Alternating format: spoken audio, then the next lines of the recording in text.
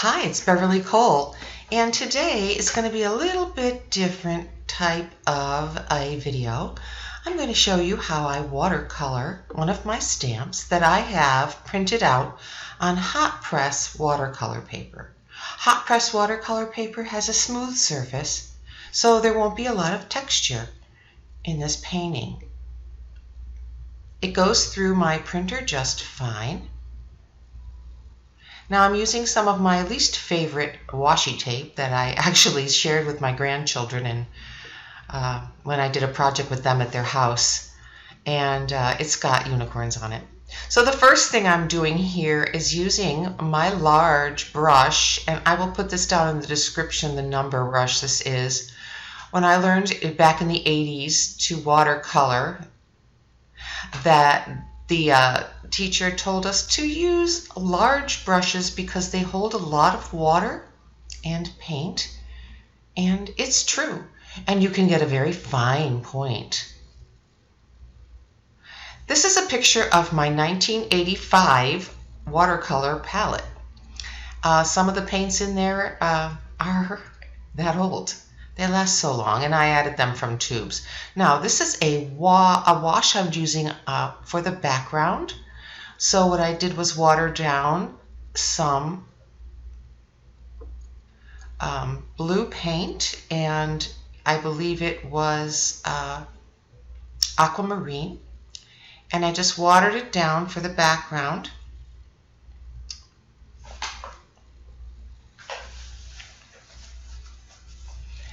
And I wet the paper first, so this is wet into wet. I only wet the background, and I am adding the wash, which means that I mixed some paint with a lot of water. So it's just filling in the background for me. And because the paper is smooth, you won't see a lot of texture. And I keep adding water to the edges of where the paint is so that I don't get any water marks, any lines. So that's what I'm doing here. I've speeded this up to 1.5 speed, so it's a little bit faster than I usually paint. So yeah, I'm not moving that fast. So you can see how that fine tip of the brush reaches right up against those black lines.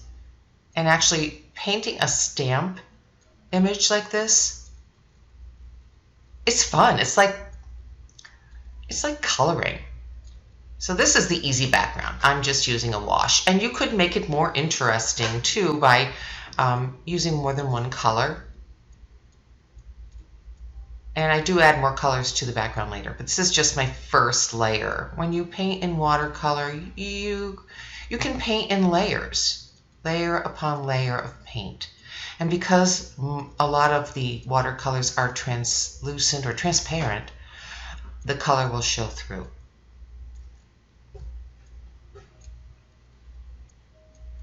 Oh, my cat wants to come in. I have the door shut. So I have it attached to a clipboard, which makes it easy to turn around, as it is a small painting. So this is one of my stamp sets that will be coming out soon. It's a variety of flowers, and these are California poppies.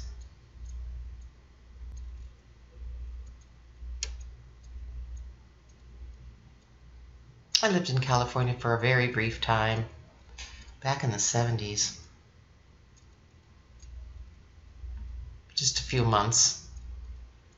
I worked at Bob's Big Boy. Anybody knows about Bob's Big Boy? It was a long time ago. Okay, so the whole background, and what this will do is just set off the flowers. It's so much fun to watch the changes. The flowers become the focal point immediately. It just helps you to focus in on the flowers. So, and it kind of gives you a place to start. You know, you might look at a stamp and go, where do I start painting? Well, do the background. Get the background, get the feel of the brush, get the feel of the wash, and how to do the wet into wet. And it's, you know, it's a piece of watercolor paper. Now, this is good watercolor paper. I will link all of the products that I used below so that you can see what I used.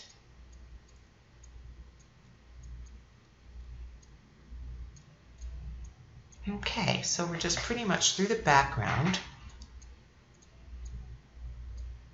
And now I'm starting with some of the, adding a little water here and there, kind of cleaning up. Yeah, I wanted to see if that was something I liked, but it turned out it wasn't. And when you add water to watercolor paper that's half dry, you get this kind of a burst, like a water burst mark, and it's not really something that you can control. So it's better to wait till the paper is absolutely dry before you add more paint. Either the paper needs to be wet or it needs to be dry, not in between. And you can tell when the paper is nicely wet by just kind of looking from an angle, and you can see that the paper is glossy. You can see the water, and that means that it's time to add your paint. Okay, so I'm finishing up here. Okay, now I'll let it dry, or you dry it, because I'm working on a video and I'm not going to sit around half the day waiting for each layer to dry, because I used quite a bit of water on that background. So we'll dry this off, and then we will move on to the flowers.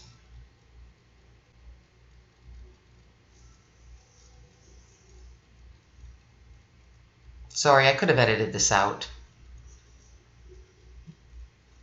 but I just want you to see how long it does take to dry until it is dry. Now, if it feels cool to your touch, that means it's not dry. So continue to dry until it does not feel cool to the touch. And now we'll start on the flowers.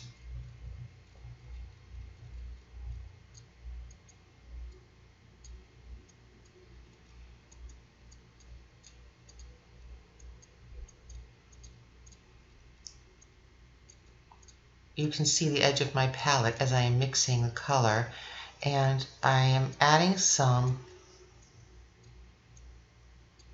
alizarin crimson. I'm doing the shadows first, and I use alizarin crimson and ultramarine to make my shadows. In life, in real life, in nature, in the clouds, we don't see shadows that are gray. Shadows are usually made of color if you look closely. And so I use color in my shadows. So it's a layer of either alizarin crimson or aquamarine, and then the other color on top. It doesn't matter which one you use first. So then I use whenever you see me leave with my brush like that, I have a sponge in the middle of my palette, and it's vintage. It's been there since 1984. And no, sorry, 1985. Not that it matters. And now what I do is I wipe the color off of my brush, and I smooth out the edges by kind of removing some of the paint and water. So there I wet, and now I add the alizarin crimson, which is my favorite red. Totally transparent and lovely. And then I add the aquamarine. So here I am soaking up some of that paint water, and then add the aquamarine. Beautiful blue. Now, watercolor dries lighter, so I like to start light. It's easy to add more color later to make shadows darker. And This way I can control how much shadow. Because at this point I haven't decided what color I want to make those flowers. I'm sorry about this. I'm standing it up, tilting it a bit to help the color to run down to the edges of my image.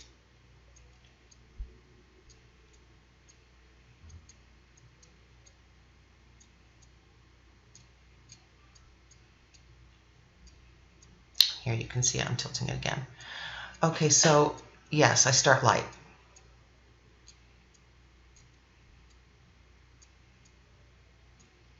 Now, there's a lot of different methods for painting with watercolor. This is my method that I use. I like to do the shadows first. I'm cleaning up a bit of paint that got onto a place where I don't want it.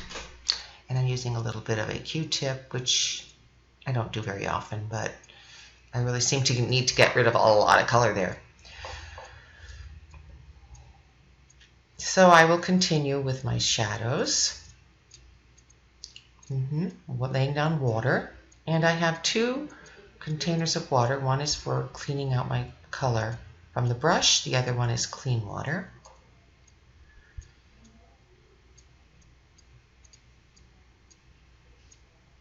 I picked up a couple of these really cute little white containers. I don't know if they are flower pots or what they are, but I love them and I use them for my water.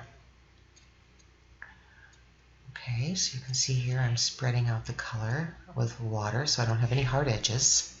And I will let the ultramarine blend down, travel down as I tip my painting.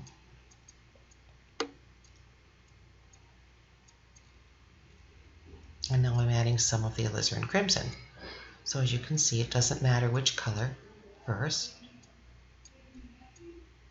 Now some more aquamarine.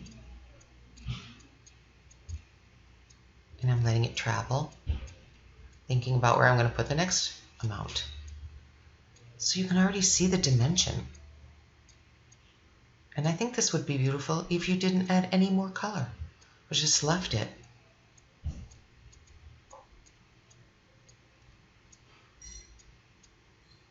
So pretty.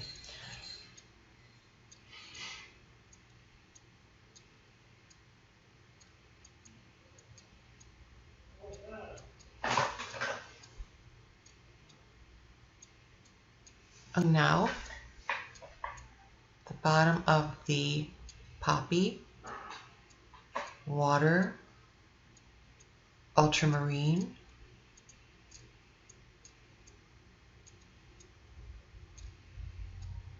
letting it travel down by tipping the board. Sorry you can't see that. I'll have to remember that the next time I make a video about watercolor. And then adding the alizarin crimson. But you know, you're watching all of it, so you're going to see, you'll get the idea. So here you can see the purple water in my container. It doesn't matter because I'm using those colors. And there I'm adding water so that I don't get any hard lines.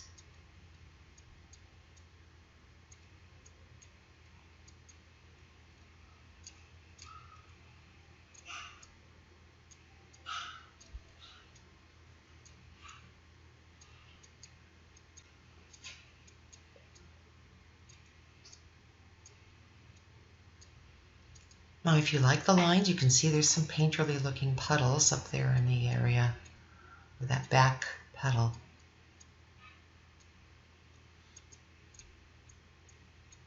That's just water.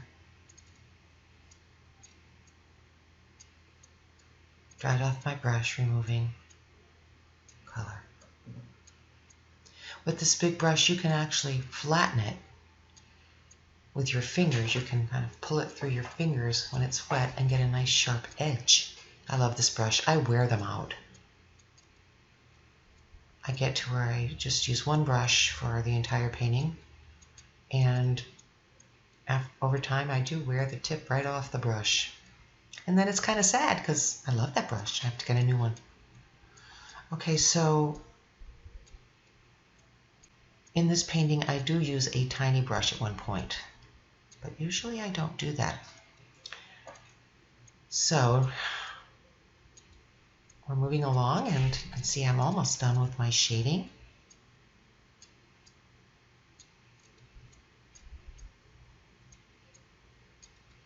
And with watercolor, of course, you need to leave the whites, but make sure you watch the entire video because I do have some little tricks at the end to save the white when I've removed it. So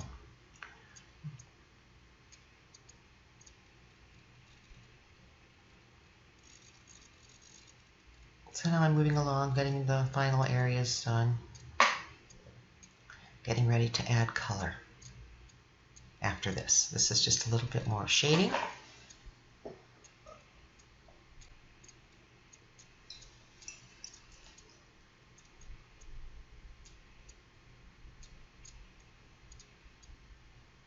And no matter what color my images are going to be, I tend to shade with these two colors, aquamarine and alizarin crimson.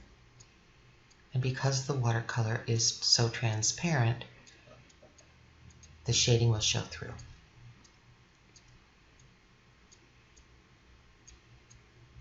There are some colors that are not so transparent, and I do end up using one of them in this video. So you will get to see what to do when you use a more opaque color.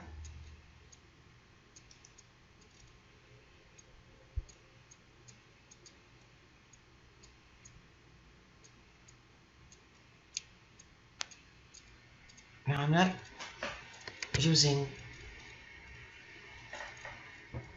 using any reference for this painting. So the colors will be from my imagination. As the shadows are, I'm putting them where I believe they should be. And I just love the shadows. I love what they look like. And you could leave this just this way and just deepen those shadows, and this would be such a pretty painting. And I think I might have to do that on one. Now these stamps will be available in my shop on Etsy, the Artsystamper shop, all one word. And let me know in the comments if you think I should also offer the watercolor version. I actually have a watercolor that I did of these poppies before I drew the stamps. Several years ago I taught a watercolor class, and so I have the original. There's no black lines, but let me know in the comments if you think that's something that I ought to offer. You could purchase it and print it off and frame it. An original copy of a Beverly Cole watercolor. Okay. Now my water is turning a different color, and that's because I'm mixing up some color.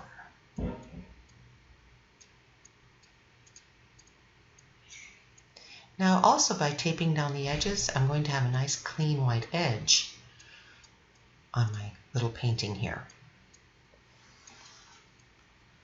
So you could do this with stamps. Print them off and paint them. I would love to see some of your work, and then you could give them as gifts. How lovely would that be? Okay, so now I'm adding some cadmium yellow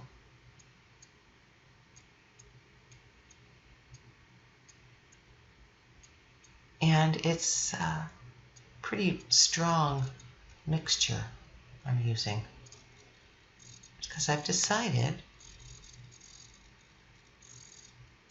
to make these poppies pop. I want them to pop. So this is cadmium yellow. Notice how that tiny point on that big number 18 brush, I can see the number 18 on the brush. Yes, 18. gets right into the little edges of my flower.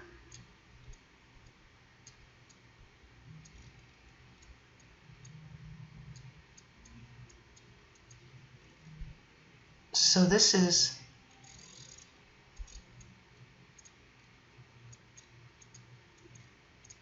my first layer of color.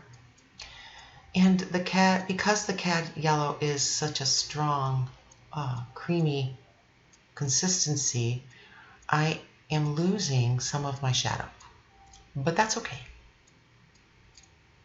Now I'm using a little bit more water to blend in around the black edges, black lines, and I will get ready to do this back petal. Wet it first, so we're still doing wet into wet. So this is our layer of color. Now that the front petal is more brilliant because it's closer to us. As you go further back, you're going to be more washed out. Not that it's that far back from the other petal, but it is behind it, so you can see there. We're more bright in the front.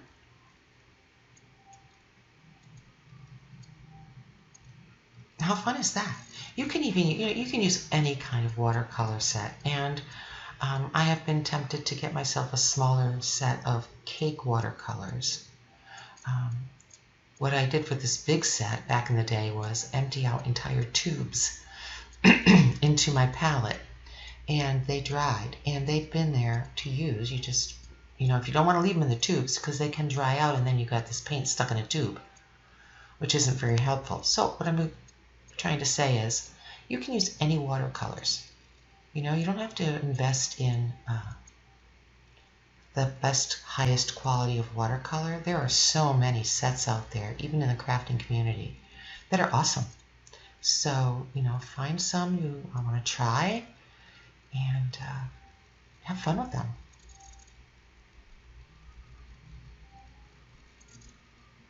To get the real colors, really know what colors look like, you can make yourself a little cheat sheet, little squares of color, little washes to show you what the colors look like, and you can mix them and show you what colors look like when they're mixed with others.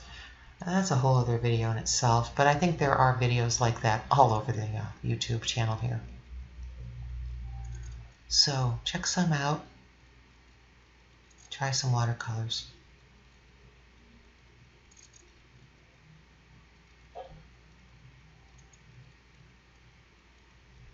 Back when I first learned, I paid way more for my paints than I did for the class.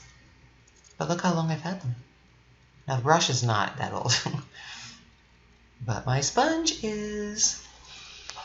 Okay, so here I'm adding some green.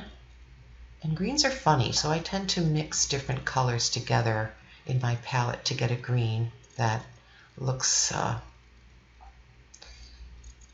okay. And then I always change the color by adding different colors to them on my project. I like to mix the colors on my project after the washes are done. So here I'm adding more yellow, making it more bright.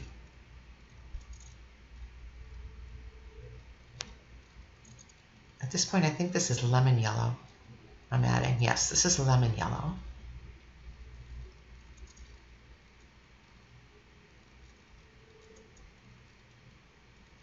And I don't know what brand it is because they've been in my palette for so long.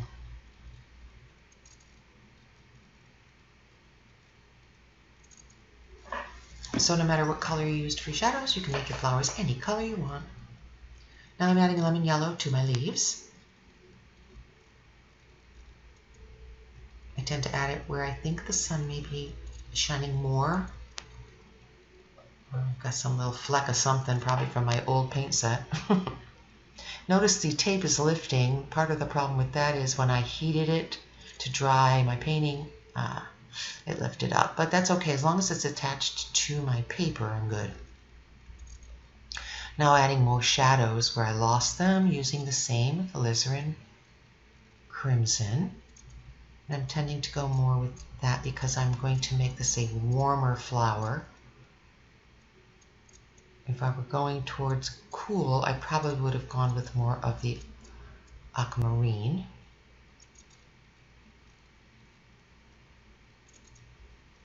Now I'm tending to get a little more painterly looking, not worrying too much about the brush marks. Although here, see how I'm blending them out? It's the perfectionist in me. Okay. Still adding some more in my shadows. So my base shadows have given me kind of a blueprint, my underpainting, to show me where my shadows will be so I don't have to really think too much about them.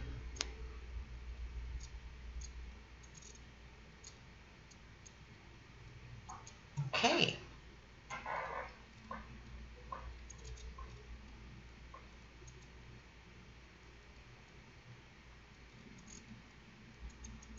Well, you can see how I left some white.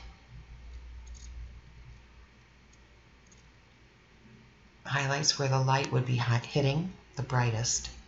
And now I'm adding aquamarine to my lead shadows because they are green and there's blue in green. There's no red in the green, really. There might be eventually I might add some, but mostly right now I'm using the aquamarine for my shadows again. So my same two shadow colors. Aquamarine for the green and more alizarin crimson for my orangey yellow. Now more heat to dry.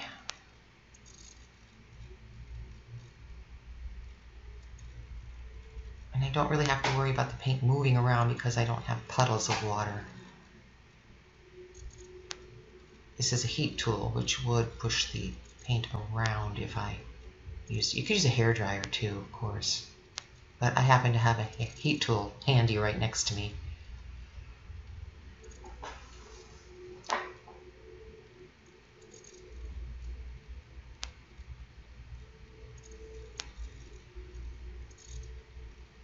So I'm giving it a good dry. You can see how long it takes me. It's not a quick thing. Make sure when I feel it, I can feel painting is not cool any longer. It is dry. And the tape is lifting. And you don't have to use washi tape. You can use painter's tape, you can use masking tape, any kind of tape, as long as it doesn't pull the layers of paper off. So you may want to, like, if you're using masking tape, get rid of some of the sticky on your clothes first or something like that. It's up to you. Now I'm actually adding some purple. This is actually a purple. I just got lazy here and I'm adding purple instead of making my own purple. Sorry, I don't know what color it is. It's just in a little corner of my palette.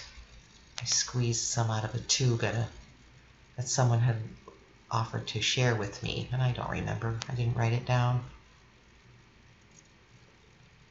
But when you go to an art retreat and there's other people there, it's fun to share. And with watercolors, you can do that. Actually, you could do it with watercolor pencils too. You can just kind of scribble a little bit on a piece of paper, and they can use it with a paintbrush to try the color. So notice now, take a look at how different the colors are now on our flowers. They're coming to life.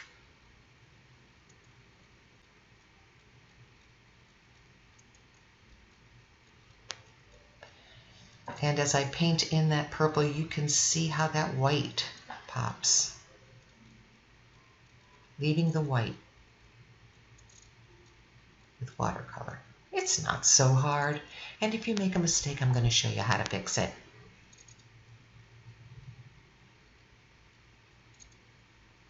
Now you can see I've kind of muddied both of my containers of water, which is not something you want to do. You want to always have some clean water.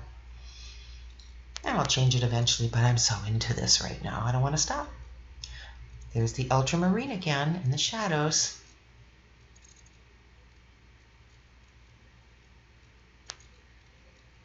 And watercolor, well, someone had said to me once that watercolor is always light. No, I want you to look at this watercolor. Tell me that's light. That ain't light. This is very bright and brilliant because you use layers, layer upon layer. Of course, you could go in with a very powerful color right off, but I tend to kind of like to creep up on it so that I can control the shadows and the color and the white. Now when you put that deep ultramarine shadow there under that white, look how it pops.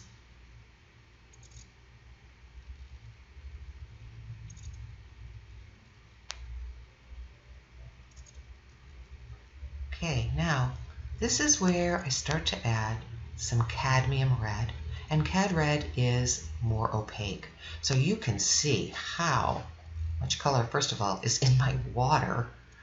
But then also here, I took some of the color paint off my brush, and I'm using water to spread. And at this point, my camera turned off, and I didn't realize it. So we're going to unfortunately see quite a bit of a step here. This is how the cad red looks added to the yellow. So I decided it's probably going to be an orange flower or a poppy red color flower. So now you're here seeing me add more of the cadmium yellow.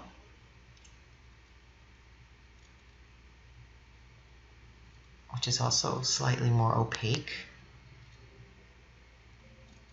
If you recall how yellow it was when I put it on the first time earlier in the video.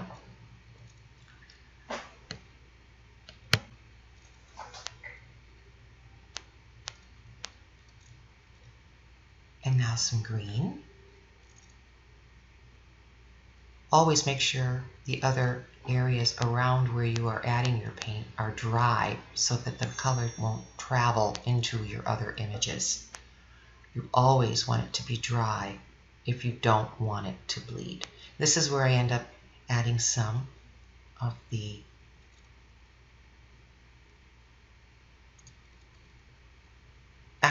Actually, that's lemon yellow I'm adding to the background, which makes green because blue and red make green. Blue and yellow make green. I just want to give a hint of the background color in the garden.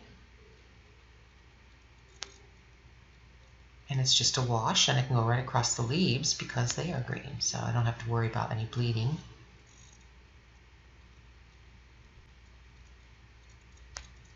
Again, I'm drying. Now that that's dry, I can go in and I can add some of the purple to the sky. It won't bleed into my flower.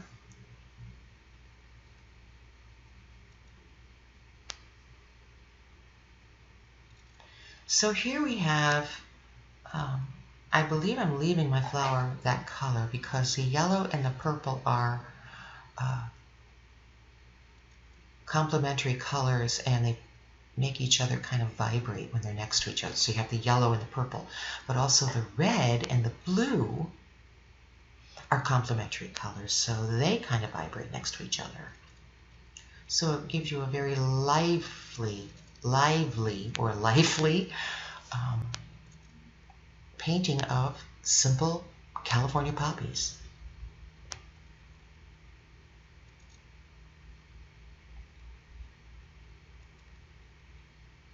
And you know, I love the vignette look with the corners darker. That's how I always want that. Made by corners kind of a little bit darker, and the sky is usually darker at the top. Now here we are with some gouache. Now gouache is a water-based product, but it's opaque. And just like watercolor, gouache, even though it dries up, is reactivated by water.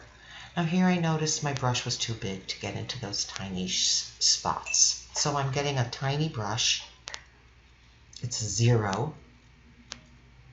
And I am using it to add white gouache where I inadvertently lost my white. There's another way you can, of course, save your white, and that's by using some Frisket or masking fluid. And I have some videos that I've done for Sparkle and Sprinkle in the past if you want to see how to use masking fluid with stamps. Or perhaps we'll do a video again to show you how to do that with watercolor. Now I'm adding some, and when I leave this card with you at the end of the video, you'll notice that the finished card, I blended in more of that gouache in the yellow flower, because that's the gouache. They come in little cakes. The ones I have are liquid first, but I peel off the tops, let them dry out, because it's just neater. You can also get them in tubes, which is probably what I would have done if I had bought them, known what I was buying. And here's my finished card, and you can see how I blended the gouache in